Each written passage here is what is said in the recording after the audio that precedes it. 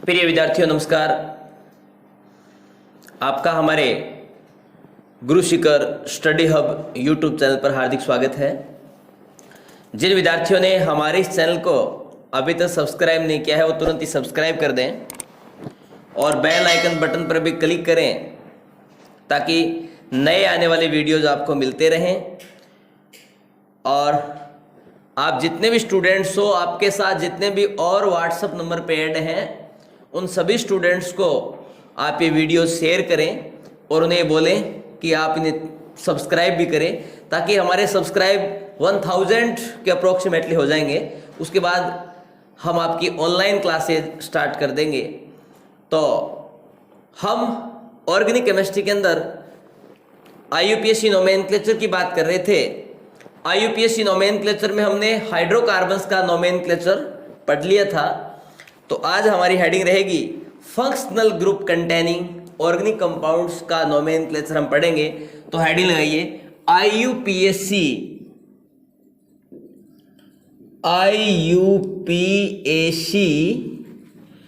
nomenclature of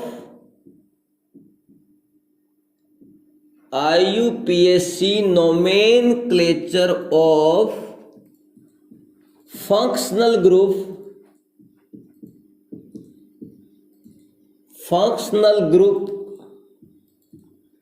containing organic compounds।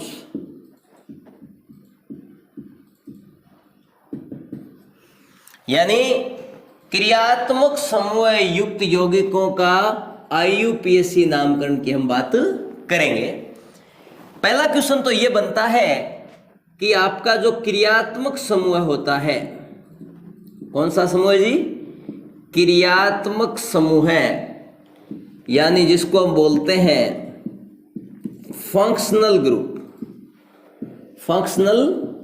पहला question तो ये बनता है कि फंक्शनल ग्रुप किसे कहते हैं। पहले तो हम इसकी डेफिनेशन की यदि बात करें, यानी इसकी डेफिनेशन जो है वो क्या होगी कि किसको कहेंगे फंक्शनल ग्रुप। तो ध्यान रखिएगा, कोई भी आपके पास कंपाउंड है, उस कंपाउंड में उसकी जो केमिकल प्रॉपर्टीज जो है, रासायनिक गुणधर्म जो डिसाइड करता है, वो क्या कहलाता है? फंक्शनल ग्रुप कहलाता है। अर्थात मैं कह सकता हूं कि इस प्रकार का समूह जो किसी कार्बनिक यौगिक में उसके रासायनिक गुणधर्म को बतलाता है, क्रियात्मक समूह कहलाता है। ठीक है जी।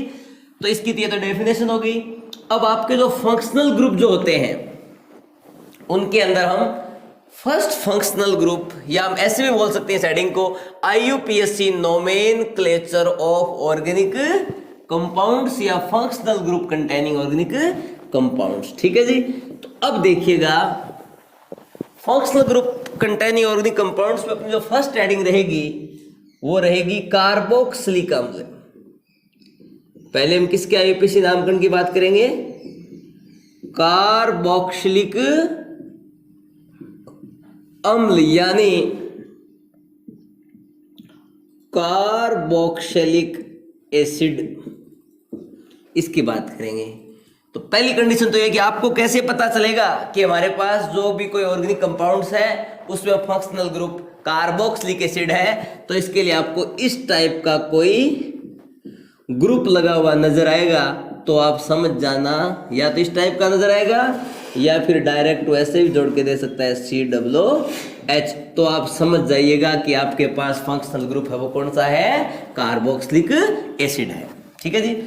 अब आपको पता है कि कोई भी IUPAC नोमेनक्लेचर ऑर्गेनिक कंपाउंड्स का करते हैं तो उनके लिए कुछ फॉर्मूला फॉलो करते हैं। क्या करते हैं जी? फॉर्मूला फॉलो करते हैं। फॉर्मूले में सबसे पहले किसको लिखते हैं? सबसे पहले लिखते हैं सेकेंडरी परफिक्स, उसके बाद लिखते हैं जी प्राइमरी परफिक्स, उसके बाद लिखते हैं जी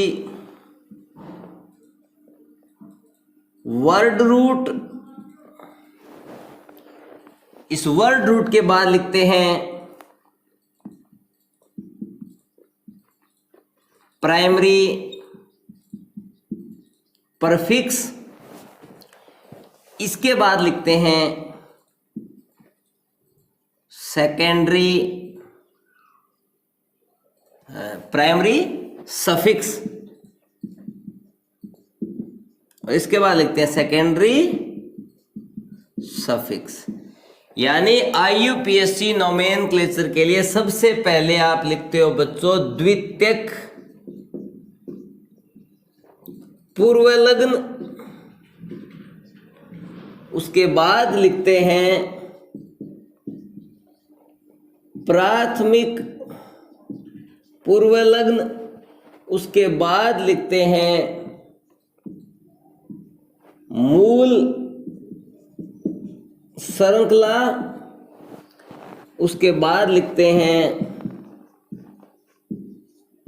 प्राथमिक अनुलग्न, और फाइनली लिखते हैं द्वितीयक अनुलग्न। यानी अब द्वितीयक जो पूर्वलग्न है उसके रूप में किसको लिखते हैं? सब्स्टिट्यूट ग्रुप को, सब्स्टिट्यूट ग्रुप को, जिसको हिंदी में बोलते हैं बच्चों प्रतिस्थापी समूह है। उसके बाद लिखते हैं प्राथमिक पूर्वलग्न, जो हमें बताता है कि कंपाउंड ए साइक्लिक है या फिर साइक्लिक है। कंपाउंड ए साइक्लिक है तब तो किसी भी टाइप के प्राथमिक पूर्वलग्न का यूज नहीं करते हैं, और यदि आपका बच्चों कंपाउंड जो है वो साइक्लिक है तो वर्ड लगाते हैं साइक्लो। दो साइकिल है तो वर्ड लगाते हैं बाईसाइक्लो। कंपाउंड में दो साइकिल के अंदर एक कार्बन एटम कॉमन है तो हम वर्ड लगाते हैं स्पाइरो। दो कार्बन एटम कॉमन है तो वर्ड लगाते हैं बाईसाइक्लो, और अकेला ही कोई साइकिल है तो वर्ड लगाते हैं साइक्लो। उसके बाद है वर्ड रूट यानी मूल श्रृंखला, यानी जो मुख्य हाइड्रोकार्बन के अंदर जो कार्बन श्रृंखला होती है उसको डिजाइन करते हैं नंबर ऑफ कार्बन एटम्स की बेसिस पर, यानी कार्बन परमाणुओं की संख्या के आधार पर ये डिसाइड किया जाता है। 1 है तो मेथ, 2 है तो एथ, प्रोप, ब्यूट, पेंट, हेक्स, ये आपको पिछले वाली वीडियो में बता दिया गया है। उसके बाद प्राइमरी सफिक्स के रूप में on the basis of number of bonds in between carbons, यानी कार्बन परमाणुओं के मध्य बंध के आधार पे प्राथमिक अनुलग्न यूज करते हैं। या तो यूज करते हैं एन, या यूज करते हैं इन, या यूज करते हैं आइन, या फिर यूज करते हैं इनाइन। यानी कार्बन कार्बन के बीच बॉन्ड सिंगल तो हम एन यूज करेंगे, डबल है तो इन यूज करेंगे, ट्रिपल है तो जी आइन यूज करेंगे, और डबल भी है और ट्रिपल भी है तो हम वर्ड यूज करते हैं इनाइन। ठीक है जी। उसके बाद है secondary suffix. Secondary suffix on the basis of functional group, यानी क्रियात्मक समूह के आधार पर सेकेंडरी सफिक्स यानी द्वितीयक अनुलग्न का प्रयोग किया जाता है। तो देखिएगा आपके पास जो पहला कार्बोक्सिलिक अम्ल जो है वो फंक्शनल ग्रुप आप लेके चले हो, तो सपोज कार्बोक्सिलिक जो अम्ल है इसमें मेरी बात करें तो सबसे पहले तो हमें यह पता होना चाहिए कि जो कार्बोक्सिलिक ग्रुप है इसके लिए परफिक्स क्या यूज करते हैं। तो ध्यान रखिएगा, परफिक्स यानी पूर्वलग्न क्या यूज करते हैं कार्बोक्सिलिक एसिड के लिए। तो पूर्वलग्न बच्चों यूज किया जाता है कार्बोक्सी। क्या यूज करते हैं? कार्बोक्सी। ठीक है जी। इसके बाद इसके लिए सफिक्स यानी अनुलग्न जो पीछे लगता है वो यूज किया जाता है ओइक एसिड,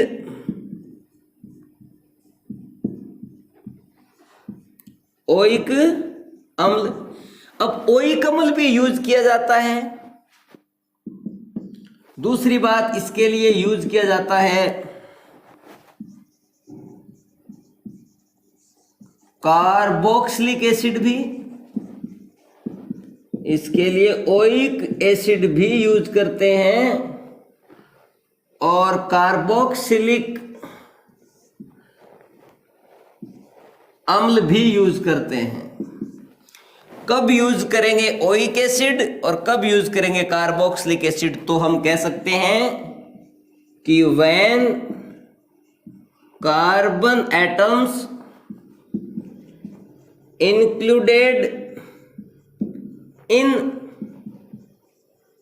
parent chain, यानी जब कार्बन परमाणु आपकी जनक जो कार्बन श्रृंखला का चयन करते हैं उसमें यदि काउंट हो जाए, उसमें यदि गिना जाए, तब तो यूज करते हैं ओइक अम्ल। और यहां मैं क्या लिख सकता हूं? When carbon atoms not included in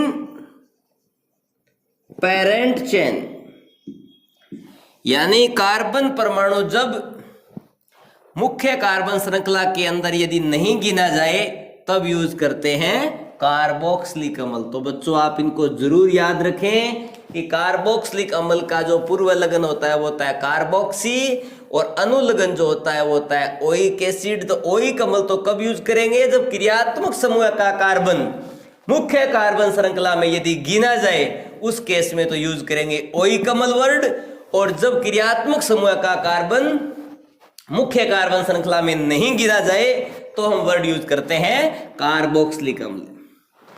तो हमें कैसे पता चलेगा कि कौन सा कार्बोक्सिलिक अम्ल का कार्बन कार्बन श्रृंखला में गिना जाएगा और कौन सा नहीं गिना जाएगा? तो देखिएगा, इसके लिए आपको मैं एग्जांपल देता हूं। फर्स्ट, जैसे आपके पास ये है क्रियात्मक समूह है C double bond O OH, इस कार्बन की वैलेंसी कंप्लीट करने जैसे मैंने H लगा दिया है। अब इसके नाम की बात करें तो इसका कार्बन 1 ही है, कार्बन 1 होता है तो वर्ड क्या यूज करते हैं? मेथ। क्या यूज करते हैं? मेथ। और कार्बन कार्बन बॉन्ड नहीं दिख रहा है कुछ भी तो हम एन यूज करेंगे और मेथेन। क्या हो गया जी?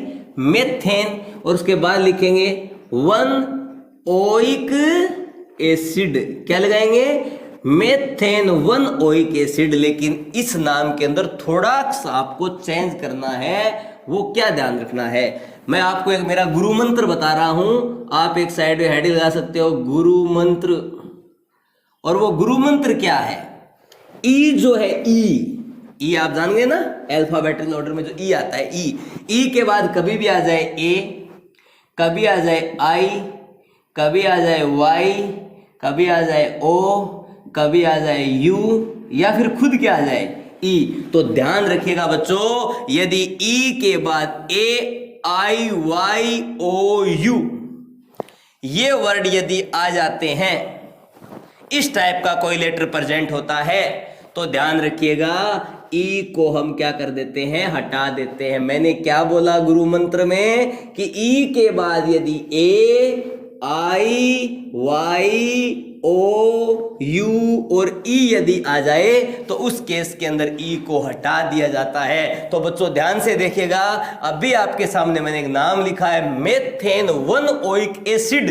तो देखिएगा यहाँ ई है, ई के बाद कौन आ रहा है? ओ आ रहा है। तो देखो बच्चों इस ई को हटा देंगे तो इसका नाम बन जाएगा मेथेन 1 ओइक एसिड। या फिर बच्चों मैं इसको बोल सकता हूं मेथेनोइक एसिड, यानी 1 होता है तब आपको 1 लगाने की जरूरत नहीं। और कहीं नंबर हो 2 3 4 तो उन नंबर को तो आप लिखना जरूरी है, लेकिन 1 यदि लिखो तो भी सही है, यदि नहीं लिखो तो भी सही है। होता है मेथेनोइक अम्ल, जो कि आपने ट्रेवियल सिस्टम में इसका नाम पढ़ा था फॉर्मिक एसिड, और आपने कहा था obtained from the red ant Formica, यानी लाल चिंटी से इसको प्राप्त किया गया था, इसका नाम पड़ा था फॉर्मिक अम्ल। ठीक है जी। अब देखिएगा, यानी इसका नाम क्या हो गया? मेथेनोइक अम्ल। तो ये समझ में आया होगा आपके। सेकंड एग्जांपल जैसे ये लूं मैं CH3 C double bond O OH। अब देखिएगा, नंबरिंग दो आप, 1 और इधर ये जी 2। कार्बन कितने हैं चैन में? 2 है तो क्या लिखेंगे? बोलो, 8th। क्या लिखेंगे? 8th। बॉन्ड सिंगल है कार्बन कार्बन के बीच, तो क्या लगाएंगे? ए। नाम क्या बन गया?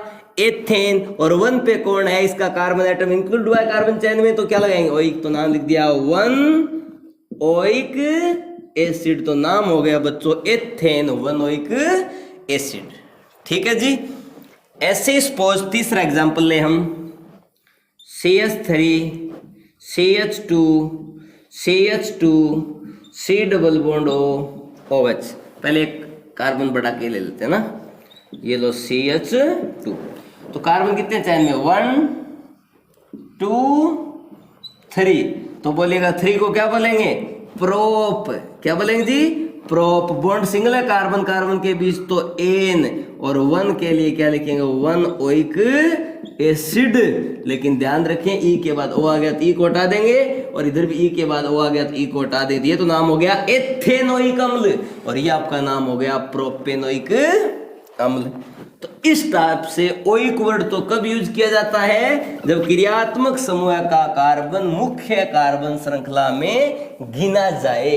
लेकिन जब क्रियात्मक समूह का कार्बन मुख्य कार्बन श्रृंखला में नहीं गिना जाए तो क्या करते हैं? देखिएगा, सपोज मैंने एग्जांपल लिखा CH2 CH CH2 COOH COOH और COOH। ये मैंने कोई एग्जांपल लिख दिया। क्या लिखा? COOH COOH। अब आप देखो, यदि इसको कार्बन श्रृंखला काउंट करो तो 1 2 3 4 ये काउंट हो गया, ये रह गया 1 2 3 4 5, तो ये रह गया। इसका मतलब तीनों COOH समूह या तो काउंट करो तो तीनों को करो, क्योंकि तीनों की केमिकल प्रॉपर्टी तो सेम है, रासायनिक गुणधर्म तो समान है। या फिर आप किसी को काउंट नहीं करो। तो ऐसी कंडीशंस आने पर यदि ये समान प्रकार के कई क्रियात्मक समूह उपस्थित होते हैं, तो यदि वो कार्बन श्रृंखला में सारे के सारे क्रियात्मक समूह यदि नहीं गिने जा रहे हैं, तो सभी क्रियात्मक समूहों को छोड़ दिया जाता है। तो फिर नंबरिंग इधर से होती है 1 2 3। 1 पे भी COOH जुड़ा हुआ है, 2 पे भी COOH जुड़ा हुआ है, 3 पे भी COOH जुड़ा हुआ है। तो आप पहले क्या लिखेंगे? कार्बन चैन कितने कार्बन की है? 3। तो आप वर्ड लिखेंगे बच्चों प्रोप। क्या लिखेंगे? प्रोप। बॉन्ड कैसे है कार्बन कार्बन के बीच? सिंगल। तो क्या वर्ड यूज करेंगे? एन। तो ये हो गया प्रोपेन।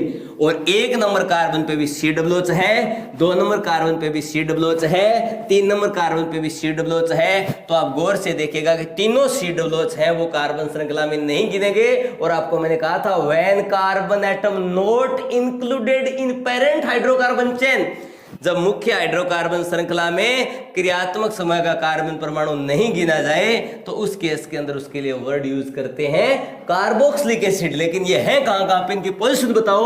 1 पे है, 2 पे है और 3 पे है। कितने हैं जी? 3 है। तो क्या वर्ड यूज करते हैं?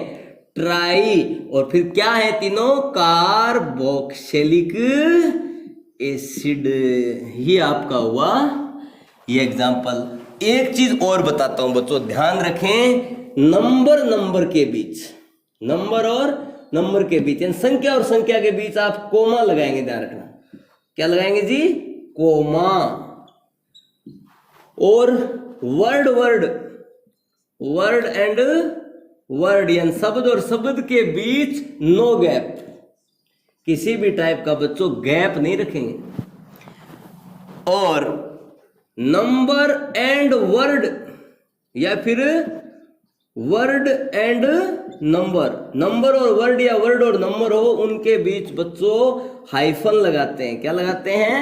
हाइफन। ये शब्द का इस्तेमाल। तो देख लो, नंबर के बीच मैंने कोमा यूज किया है, वर्ड और नंबर के बीच मैंने हाइफन यूज किया है, और वर्ड के बीच मैंने कोई गैप नहीं रखा है, और नंबर और वर्ड के बीच हाइफन यूज किया है। और ठीक है जी। तो ये हो गया दूसरा एग्जाम्पल।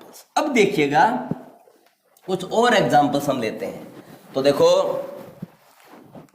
यहां ध्यान दीजिए कि मैंने ये लिखा दोनों क्रियात्मक समूह COOH और ये लो जी COOH। तो आप ध्यान दें, ये दोनों कार्बन परमाणु COOH के हैं, मीन्स आप इसको 1 नंबर दे दीजिए, इसको 2 नंबर दे दीजिए, मीन्स कार्बन चेन में कितने हो रहे हैं 2, तो 2 के लिए आप वर्ड यूज करते हो बच्चों एथ। क्या वर्ड यूज करते हो एथ। और दोनों के बीच बॉन्ड कैसा है सिंगल, तो आप बताइए प्राइमरी सफिक्स क्या यूज करेंगे बच्चों एन। क्या यूज करेंगे एन, तो नाम हो गया एथेन। उसके बाद क्या लिखना है 1 और 2, 1 2 2 है तो 2 के लिए क्या लगाते हैं डाई। और आप बताइए दोनों कार्बन एटम कार्बन चेन में गिने गए हैं, मीन्स आप इसके लिए वर्ड यूज करते हो ओइक एसिड। तो देखो बच्चों नाम क्या हो गया एथेन 1,2 डाइओइक एसिड। लेकिन बच्चों ध्यान रखें अब ये ई नहीं हटेगा क्योंकि ई के बाद आ गया डी। और मैंने गुरु मंत्र में बताया था कि ई के बाद यदि A E Y I O U इस टाइप के कोई लेटर्स आ जाते हैं तो उस ई को वहां से हटा दिया जाता है। ठीक है जी। चलो तो इसको जनरली क्या बोलते हैं बच्चों, देखो इसको जनरली बोलते हैं ऑक्जेलिक एसिड। क्या बोलते हैं बच्चों ऑक्जेलिक अम्ल। क्यों जी, क्योंकि इसको ऑक्सेलियस फैमिली के जो प्लांट्स होते हैं उनसे प्राप्त किया गया था। ऑक्सेलियस फैमिली के प्लांट से मैंने आपको ट्रेवियल सिस्टम में पढ़ाया भी था कि obtained from the oxalis plants and oxalis family के प्लांट से इनको बताया गया था, इसलिए इनका नाम पड़ा था ऑक्जेलिक एसिड। तो ये आपका होता है बच्चों ऑक्जेलिक एसिड। ठीक है जी। नेक्स्ट देखो COOH CH2 COOH। ठीक है जी। इसके अंदर 2 कार्बन है, इधर 1 ये 2 और 3, तीनों कार्बन एटम इंक्लूड हुए। कार्बन 3 को क्या बोलोगे बच्चों प्रोप। क्या बोलते हैं प्रोप। बोलो बॉन्ड कैसे हैं सिंगल, तो क्या लगाएंगे एन प्रोपेन। और 1 और 3 पोजीशन नंबर 1 पोजीशन नंबर 3 और 2 है तो क्या लगाएंगे डाई और ओइक, क्योंकि कार्बन एटम गिने गए चैन में, ओइक आगे लगाएंगे एसिड। तो नाम क्या हो गया बच्चों प्रोपेन 1,3 डाइओइक अम्ल या प्रोपेन 1,3 डाइओइक एसिड। इसको जनरली हमने कहा था ऑक्जेलिक एसिड, इसको जनरली कहेंगे हम मेलोनिक एसिड। देखो एक सिस्टम है और मैं आपको जुगाड़ बताता हूं, उसको यदि आपने याद कर लिया तो कुछ एक एग्जांपल्स आपको याद हो जाएंगे। एक जुगाड़ है ओम सगाप। ओ मैं से गा पै। O means oxalic acid. क्या नाम है जी oxalic acid. M means malonic acid. क्या नाम है जी malonic acid. S means succinic acid. Succinic acid. G means glutaric acid. A means adipic acid और P means pimelic acid.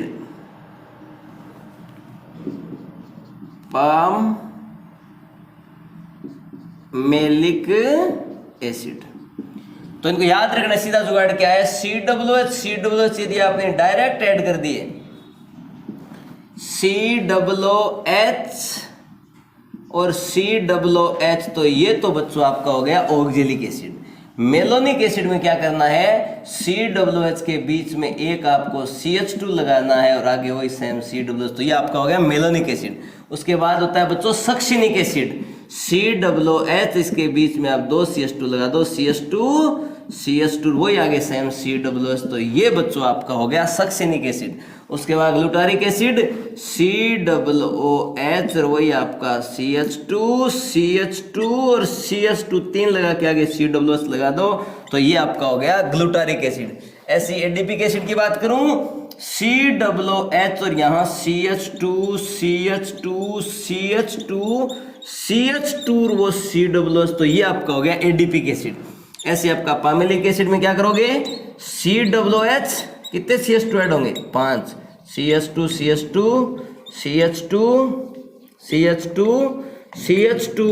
COOH, ये हो गया पामेलिक एसिड। इस बार 12th क्लास के अंदर बोर्ड एग्जाम में ये क्वेश्चन पूछा गया था। सक्सेनिक अम्ल का स्ट्रक्चरल फॉर्मूला लिखो, तो बच्चों कुछ भी नहीं करना था, 2 COOH के बीच में 2 CH2 लगाने थे और सक्सेनिक एसिड 1 नंबर का क्वेश्चन था। देखो कहां से पूछती आती है, जुगाड़ आप जरूर याद रखें, oxalic acid, malonic acid, succinic acid, glutaric acid, adipic acid और पामेलिक एसिड। अब ध्यान क्या देंगे, ये जो आपका एडिपिक एसिड जो हमने बोला है, एडिपिक एसिड जिसको हम कहते हैं 1 2 3 4 5 6 यानी हेक्सेन 1,6 डाइओइक एसिड, इसे क्या कहेंगे, एथेन 1,2 डाइओइक एसिड, इसे जी 1 2 3 प्रोपेन 1,3 डाइओइक एसिड, इसे जी 1 2 3 4 ब्यूटेन 1,4 डाइओइक एसिड, इसे जी 1 2 3 4 5 पेंटेन 1,5 डाइओइक एसिड, इसे जी 1 2 3 4 5 6 हेक्सेन 1,6 डाइओइक एसिड, और इसे जी 1 2 3 4 5 6 7 हेप्टेन 1,7 डाइओइक एसिड। तो ये इनकी इस टाइप से IUPAC नेम होते हैं। अब देखिएगा, कोई साइक्लिक सिस्टम ले, कौन सा सिस्टम ले, साइक्लिक सिस्टम। तो ध्यान से सुने साइक्लिक सिस्टम का क्या लोचा है।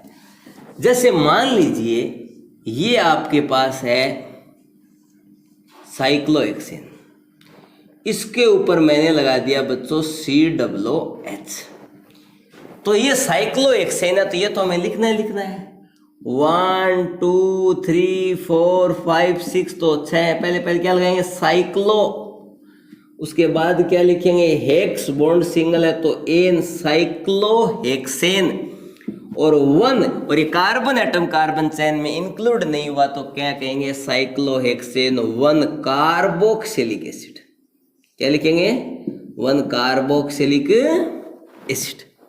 ठीक है जी।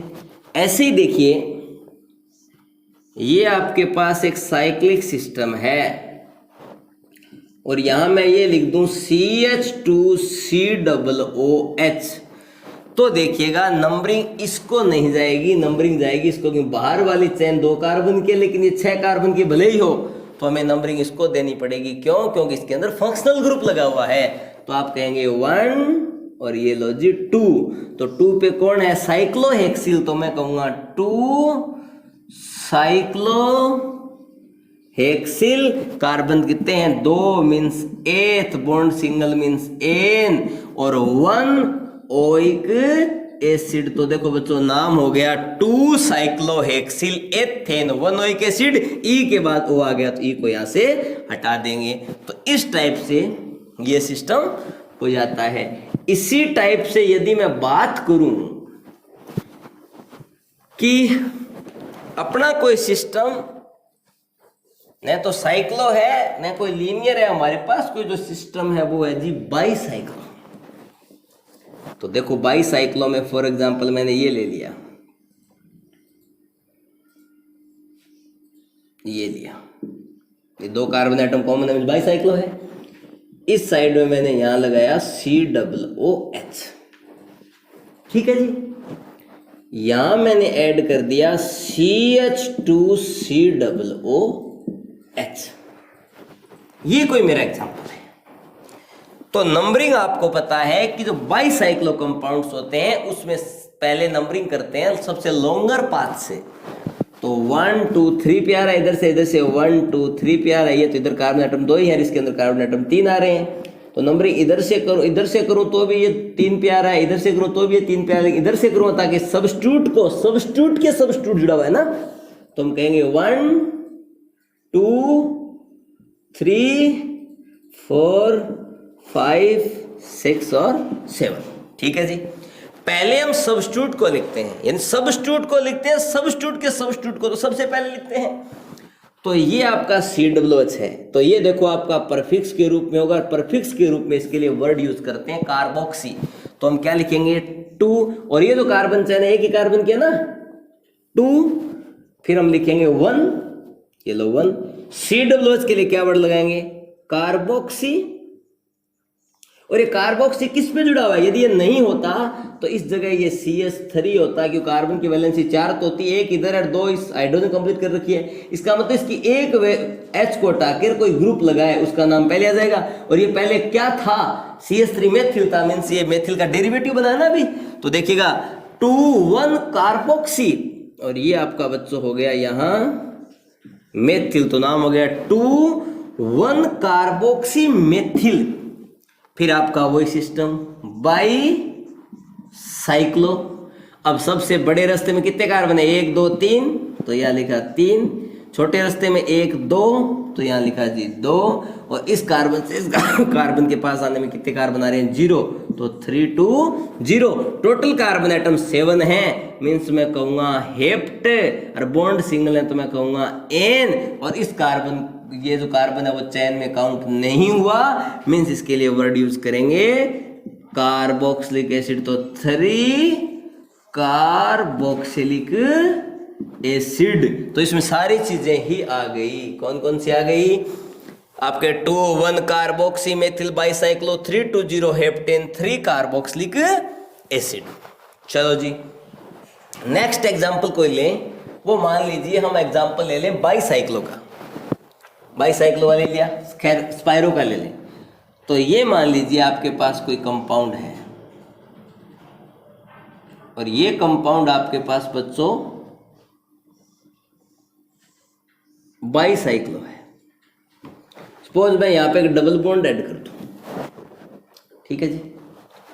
यहां मैं ऐड कर दूं COOH, और इस साइड में ऐड कर दूं CH2CH2COOH, और एक साइड में यूज कर दूं मेथिल, और एक साइड में लगा दूं बच्चों एथिल। अब देखिए स्पायरो जो कंपाउंड्स होते हैं उनमें जो कार्बन कॉमन होता है उसको नंबरिंग पहले नहीं दी जाती है, सबसे पहले सबसे छोटे रास्ते से चलते हैं। इस कार्बन से इस कार्बन के पास आने में 1 2 कार्बन आ रहे हैं इस रास्ते में, इधर रास्ते में 1 2 3 4 कार्बन आ रहे हैं, तो पहले हम सबसे छोटा रास्ता चूज करें। छोटे रास्ते में यहां से नंबरिंग करूं या यहां से, वो कौन डिसाइड करेंगे? यहां पे लगे हुए सब्स्टिट्यूट डिसाइड करेंगे, क्योंकि बच्चों ये तो आपका है एथिल और ये बच्चों आपका है मेथिल। तो आप देखिएगा एथिल और मेथिल में अल्फाबेटिकली ऑर्डर में ई पहले आता है कंपेयर टू एम के, तो नंबरिंग यहां स्टार्ट होगी 1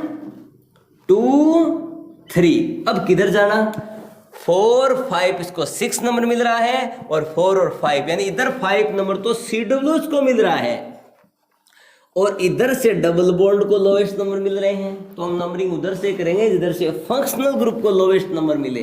3 4 5 6 और ये लो जी 7, ठीक है जी। अब देखिएगा सबसे पहले सब्स्टिट्यूट के सब्स्टिट्यूट को लिखते हैं। इसको लिखते हैं सब्स्टिट्यूट के सब्स्टिट्यूट को। तो ये आपका है 1 2, तो आप क्या लिखेंगे 7, पहले क्या लगाया 7, फिर 2 नंबर पे कौन जुड़ा हुआ है? COOH, तो ये आपका हो गया परफिक्स के रूप में, यानी सब्स्टिट्यूट का सब्स्टिट्यूट है तो परफिक्स का परफिक्स COOH हो गया। तो ये कहां पे जुड़ा हुआ है? 2 पे, तो मैंने कहा 2, और आगे मैंने वर्ड यूज किया कार्बोक्सी।